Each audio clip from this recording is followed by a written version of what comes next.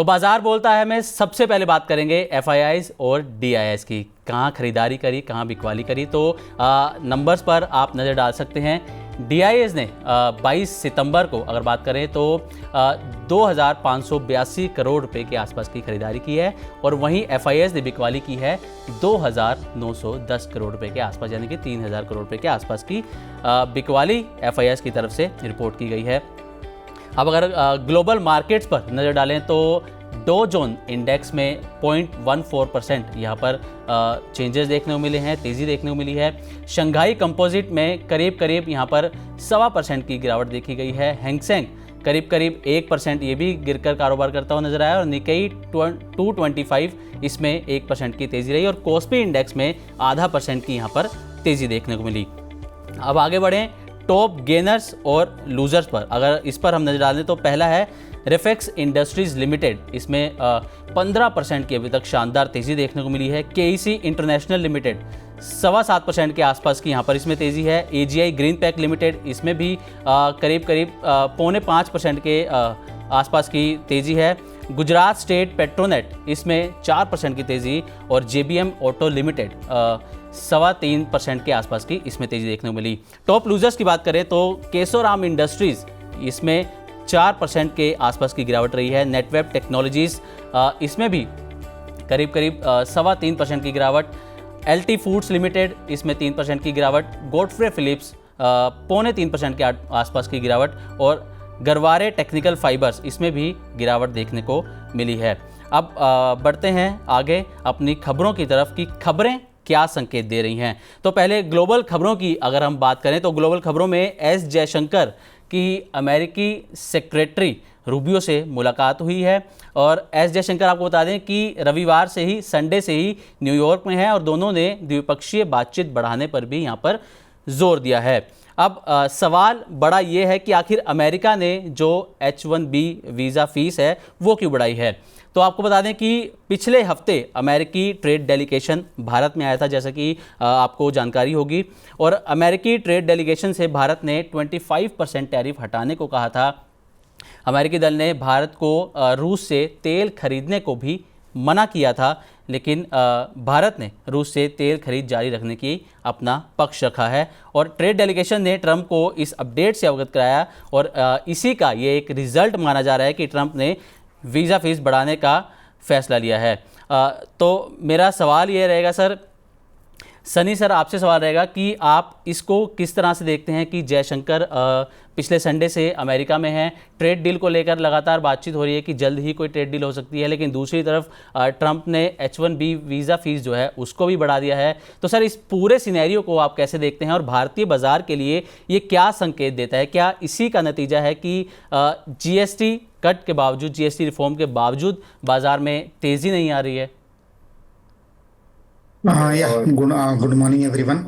I think अगर हम trade deal की बात करते हैं तो डेफिनेटली आई थिंक मुझे आगे नहीं, मेरा ये मानना है कि 3-4 मीटिंग्स लगेगी जहां हम जाके कहीं कहीं मिडवे पर आने की कोशिश रहेगी इंडिया की। तो maybe it will take a month time for something to come out of trade deal. हालांकि किसी को पता नहीं कि कब ये ट्रेड डील कंक्लूड होगी, बट ओवरऑल जिस तरह से कुछ कहीं कहीं मुझे लगता है कि इंडिया को कुछ सेक्टर्स में जहां इंडिया का एक स्टांस था कि हम कुछ चुनिंदा सेक्टर है जैसे डेयरी, एग्री, वो ओपन नहीं करेंगे हम इंपोर्ट के लिए।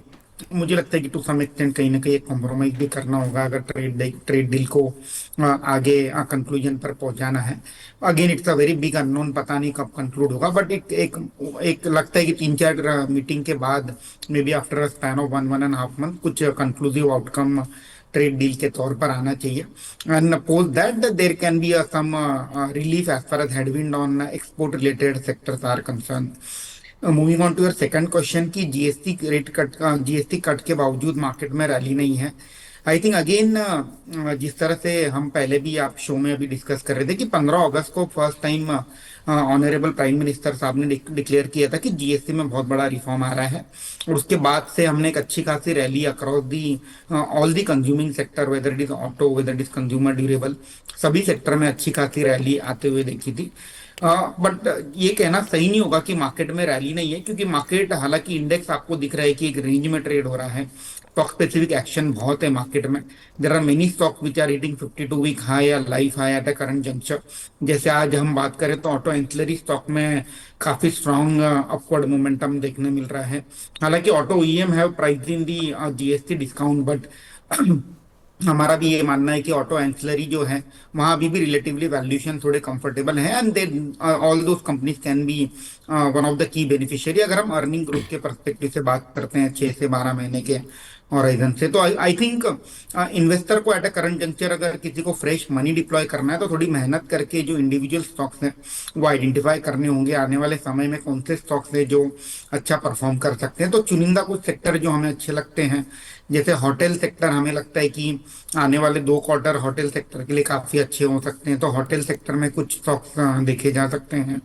ईएमएस में जो specifically consumer durable focus companies है जैसे अंबर, ऐसी कुछ कंपनीज पर फोकस किया जा सकता है। ऑटो एंसिलरी पर फोकस किया जा सकता है। मैन्युफैक्चरिंग साइड में पीईबी जो प्री इंजीनियर्ड बिल्डिंग जो होती हैं वहाँ फोकस किया जा सकता है। Again it's a very stock specific market, और स्टॉक स्पेसिफिक रहने में ही समझदारी रहेगी rather than tracking the levels of Nifty और Sensex on a daily basis.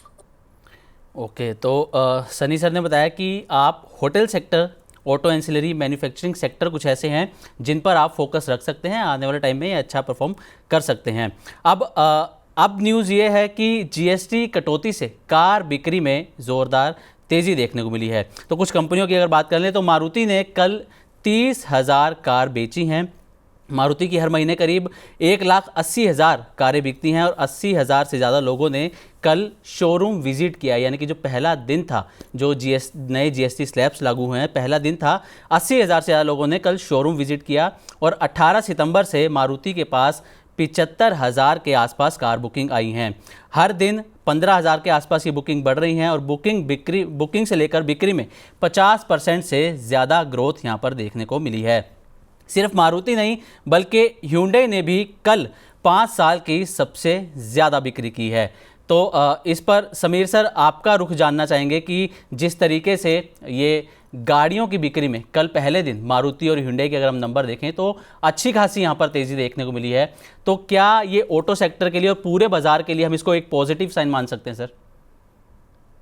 तो पॉजिटिव तो है ही कि सेल्स बढ़ते, बट मैंने आपको क्या कहा था कि there is a lot of pent up demand, क्योंकि जब से जीएसटी कट्स के अनाउंसमेंट हुए थे तो ऑटो सेल्स थोड़े दबे हुए थे।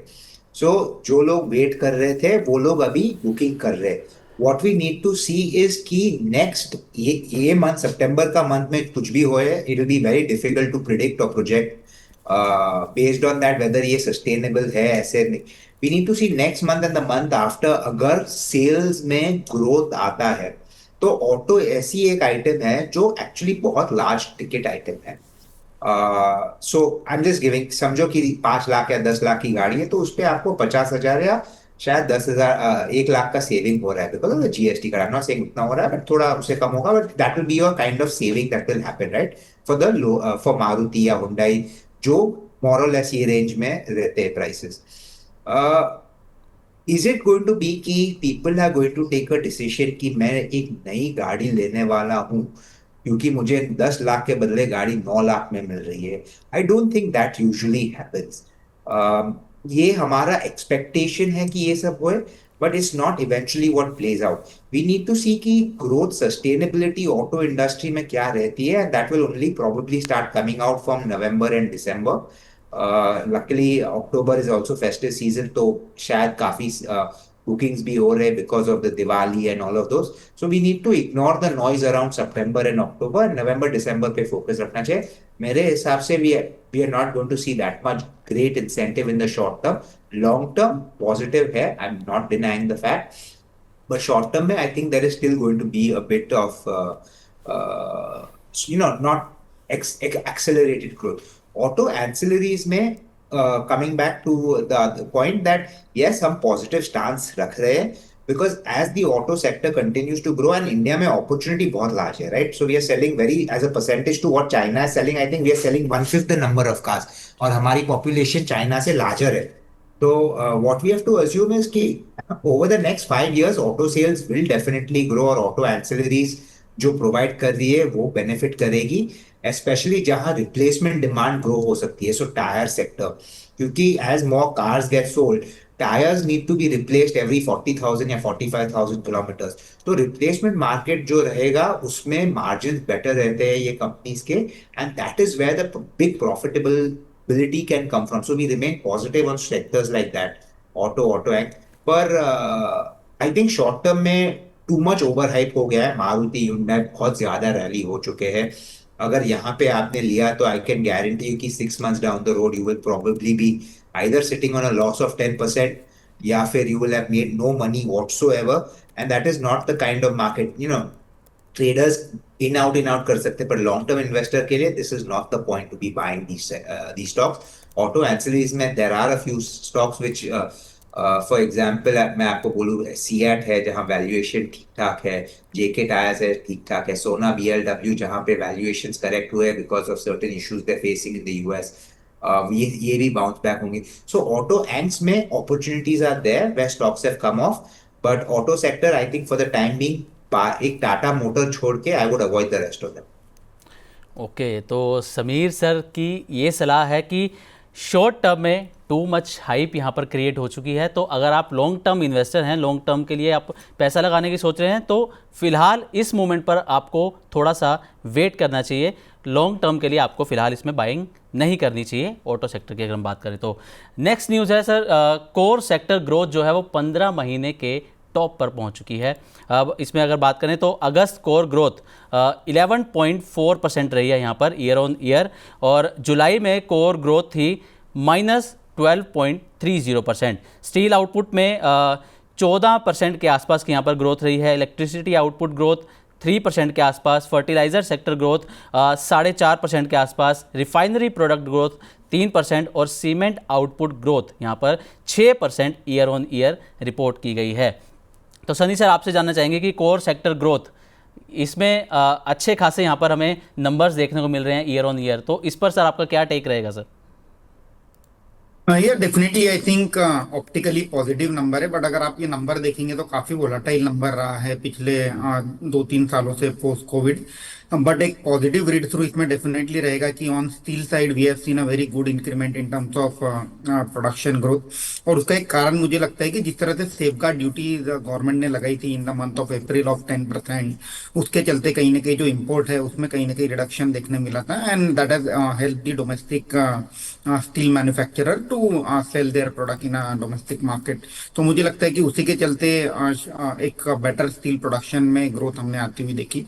Coming moving on to other sector, cement हालांकि एक म्यूटेड क्वार्टर होता है सीमेंट के लिए, monsoon quarter, but even despite of that reporting 6% growth on a YOY basis is a decent growth. Having said that, हमें लगता है कि on a full year basis जो इंडस्ट्री की ग्रोथ रहेगी सीमेंट में in terms of volume, that should be close to 6 to 7%, and that is what all the major leading cement manufacturer are telling that. तो second half relatively cement sector के लिए बेहतर रहेगा। तो overall अगर मैं कोर सेक्टर के data से कंक्लूजन निकालूं तो आई थिंक जो पॉजिटिव रीड थ्रू मुझे लग रहा है, एक स्टील सेक्टर के लिए और एक दूसरा है सीमेंट सेक्टर के लिए।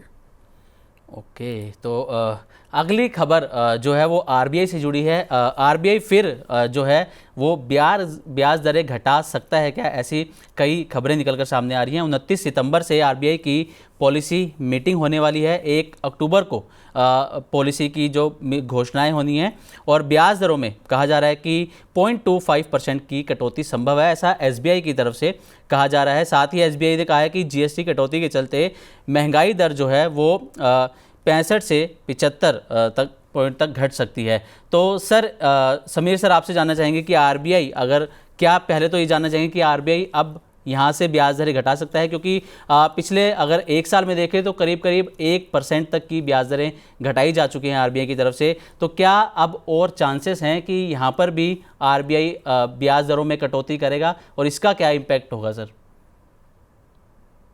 ये जो आपने एसबीआई का जो कोट किया था पहले, आई ऑल्सो एग्री कि इन्फ्लेशन पे थोड़ा सा बेनिफिट आएगा ये जीएसटी कट के वजह से। अगर वो आता है तो then it gives room for RBI to cut rates. Will RBI cut in this meeting? वो आंसर मेरे पास अभी फिलहाल नहीं है। My expectation is may be the status quo, अब वो लोग अभी कुछ ज्यादा चेंज नहीं करेंगे। पर 2 रीजन है जो वो कर सकते हैं। एक तो यूएस के इंटरेस्ट रेट थोड़े कम हुए हैं, सो जो आर्बिट्राज है for foreigners to invest in the Indian interest markets, debt market, तो वो थोड़ा बढ़ चुका है, तो they it gives them an opportunity, one to cut. Second, आपने कहा कि इन्फ्लेशन की हमने जो बात की, that is one of the other reasons. More importantly though, there is ऐसा सिचुएशन फिलहाल तो नहीं है कि interest rates is hurting economy या आई मीन द कंपनी या एनीथिंग लाइक दैट, क्योंकि ऑलरेडी आपने राइटफुली कहा कि घटा हुआ है इंटरेस्ट रेट और वो पास ऑन हो चुका है। So there is some easing in business. So is it going, क्या आरबीआई ये मीटिंग नहीं करेगी कि नहीं, I don't have an answer, but trajectory is downwards over the near future. शायद ये या नेक्स्ट मीटिंग में, but we do believe that interest rates will move down, so that will also add further positivity for consumption in India. हमारा hope था कि consumption will pick up post all of these things, but अभी तक तो फिलहाल उतना दिखा नहीं है। Let's see what happens going forward, but I don't know ये मंथ में करेंगे कि नेक्स्ट मीटिंग में, I am not sure. Sameer sir, एक सवाल और कि ये जो पूरी जो कोशिश है सरकार की वो है कंजम्पशन बूस्ट करने के लिए कि आम लोगों के हाथ में पैसा आए, लोग ज़्यादा खर्च करें। इसके लिए सरकार ने, अगर हम बजट की बात करें तो टैक्स रेट में कटौती की गई, यहाँ पर 12 लाख तक जो राहत दी गई। उसके बाद अब जीएसटी रिफॉर्म की अगर हम बात कर लें, और भी सरकार ने कई कदम उठाए हैं। तो सर क्या इससे अगर आरबीआई अब एक बार और रेपो रेट घटाता है तो इससे आम आदमी पर, कॉमन मैन पर सर कितना फ़र्क पड़ेगा, और कंजम्पशन के नज़रिए से आप इसको कैसे देखते हैं सर? हाँ जी, तो अगर हम यह डेफिनेटली आई थिंक गवर्नमेंट की ओर से कहीं ना कहीं प्रयास है कि कंजम्पशन को बूस्ट किया जाए। और आपने जिस तरह से समराइज किया कि गवर्नमेंट ने कहीं ना कहीं टैक्स बेनिफिट भी पास ऑन किए, टैक्स बेनिफिट दिए थे पिछले बजट में। On the top of that RBI ने रेट कट किए, और and then now GST rationalisation. तो डेफिनेटली कंज्यूमर के पॉकेट में एक एडिशनल डिस्पोजेबल इनकम रहेगी विच कैन बी यूज इधर फॉर स्पेंडिंग ऑन कंजम्पशन, या तो कहीं ना कहीं फाइनेंशियल मार्केट में वो मनी जो भी बचा हुआ है वो फ्लो होगा। Whether RBI will cut the rate in the coming upcoming RBI meet, उसके ऊपर अगेन बहुत ज़्यादा क्लैरिटी अभी नहीं लगती है, क्योंकि मुझे लगता है कि अभी भी जो रेट कट हुआ था जो आरबीआई की ओर से, उसमें कहीं ना कहीं पास जो पूरा बेनिफिट है वो पास थ्रू होना बचा है। तो again it's a very difficult call to take at the current juncture कि आरबीआई रेट कट करेगा या नहीं करेगा। बट डेफिनेटली जिस तरह से एनवायरनमेंट बना है कि because of GST rationalisation inflation में है, उसमें कमी आएगी आने वाले 6 से 12 महीने में। तो डेफिनेटली आरबीआई के लिए एक प्लेग्राउंड रेडी है कि जिस तरह समीर सर ने भी कहा कि यूएस में रेट कट हुए हैं तो आर्बिट्राज जो है वो बढ़ चुका है, तो to that extend again there is a room for rate cut for RBI. But RBI सिर्फ शॉर्ट टर्म डेटा देखकर काम नहीं करता है। Ultimately RBI rolling forward 12 to 18 month का जो डेटा होता है in terms of inflation projection, growth projection, उसको देखकर काम करता है। तो let's see I mean whether there will be further rate cut और not, but definitely overall consumption को बूस्ट देने के जो सरकार की जो प्रयास है, डेफिनेटली इसका बेनिफिट आने वाले 6 से 12 महीने में in terms of better earning growth हम कंपनीज के लिए आते हुए देखेंगे। ओके, तो समीर सर और सनी सर, आपका बहुत बहुत शुक्रिया सर, आपने अपना कीमती समय निकाला मनी 9 के लिए, मनी 9 के व्यूअर्स के लिए। बहुत बहुत शुक्रिया सर। Thank you. तो ये थे समीर दलाल सर और सनी अग्रवाल सर, जिन्होंने पूरे मार्केट पर अपना नज़रिया बताया, साथ ही आपको बताया कि किस सेक्टर में, जैसे ऑटो सेक्टर की अगर हम बात करें तो ऑटो सेक्टर में फ़िलहाल काफ़ी बूम देखने को मिल रहा है, टू मच हाइप है यहाँ पर। तो क्या आपको उसमें पैसा लगाना चाहिए, नहीं लगाना चाहिए, दाव लगाना चाहिए कि नहीं, ये भी समीर दलाल सर ने बहुत अच्छे से बताया। सनी सर ने भी मार्केट के तमाम मुद्दों पर अपनी राय रखी। अब अंशुल जैन सर हमारे साथ जुड़ चुके हैं। अंशुल सर, बहुत बहुत स्वागत है सर आपका। सर नमस्कार। नमस्कार आपके सभी दर्शकों को। कैसे हैं सर आप, पहले तो ये बता दीजिए। बहुत बढ़िया सर। तो चलिए सर, आपसे बातचीत करेंगे। पहले एक बार सर मार्केट पर नज़र डाल लेते हैं कि मार्केट कैसे चल रहा है। निफ्टी की बात करें तो निफ्टी में फ़िलहाल 66 पॉइंट्स की गिरावट देखने को मिली है। सेंसेक्स की अगर बात करें तो सेंसेक्स में भी 200 पॉइंट से ज़्यादा यहाँ पर गिरावट देखने को मिल रही है। निफ्टी बैंक में थोड़ी सी यहाँ पर रिकवरी देखने को मिली है, 22 पॉइंट्स की, ज़्यादा रिकवरी नहीं है। निफ्टी आईटी में यहाँ पर 273 पॉइंट्स की गिरावट है, और स्मॉल कैप इंडेक्स भी यहाँ पर 150 अंकों की गिरावट के साथ फिलहाल कारोबार कर रहा है। तो अंशुल सर, मार्केट को आप कैसे देख रहे हैं सर? कल भी गिरावट के साथ बाजार बंद हुआ, आज भी फिलहाल मार्केट में गिरावट है, तो मार्केट पर साहब का क्या नज़रिया है, और जो कल से जीएसटी के नए स्लैब्स लागू हुए हैं उसके बावजूद बाजार में उस तरीके की रैली नहीं है सर, तो इसके बारे में आपका व्यू जानना चाहेंगे sir. Sir Nifty almost bottom out लग रही है। बहुत खींच के अगर आना है तो यहाँ पे 25,050 का मेजर सपोर्ट है, वो चेक कर सकता, वो टेस्ट हो सकता है। अगर होता है तो भी वहां पे बाइंग है, यहाँ से थोड़ी थोड़ी बाइंग स्टार्ट कर देनी चाहिए। मेजरली बैंक निफ्टी अपने मेजर सपोर्ट पे है, 10 और 20 डे मूविंग एवरेज टेस्ट हो चुका है। यहाँ से बाउंस बैक लगता है कि कम से कम 56,000 तक तो बाउंस बैक आना चाहिए, बट थोड़ा सा वीवैप के ऊपर टिकना स्टार्ट करे तब कुछ बाइंग करना स्टार्ट करेंगे।